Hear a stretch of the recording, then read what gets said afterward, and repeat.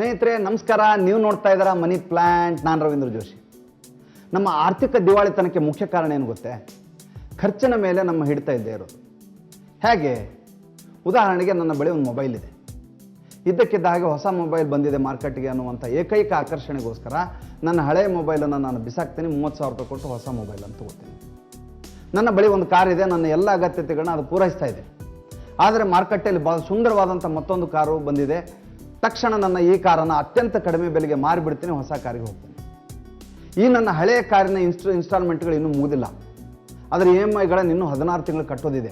ಆದರೂ ಕೂಡ ಹೊಸ ಸಾಲಕ್ಕೆ ನಾನು ಹೋಗಿರ್ತೇನೆ. ಅಂದರೆ ಈ ಹಳೆಯ ಸಾಲ ಇನ್ನೂ ಮುಗಿದಿಲ್ಲ ಮತ್ತು ಆ ಕಾರಣ ಈಗಾಗಲೇ ಅರ್ಧ ರೇಟಿಗೆ ಮಾರಾಗಿದೆ. ಹೊಸ ಕಾರಿನ ಆಕರ್ಷಣೆಗೆ ನಾನು ಹೊರಟಿದ್ದೀನಿ. ಅಂದರೆ ನಮ್ಮ ಆರ್ಥಿಕ ಕೆಟ್ಟ ನಿರ್ಧಾರಗಳು ನಮ್ಮನ್ನು ವಿನಾಶದ ಅಂಚಿಗೆ ಕರ್ಕೊಂಡು ಹೋಗ್ತವೆ.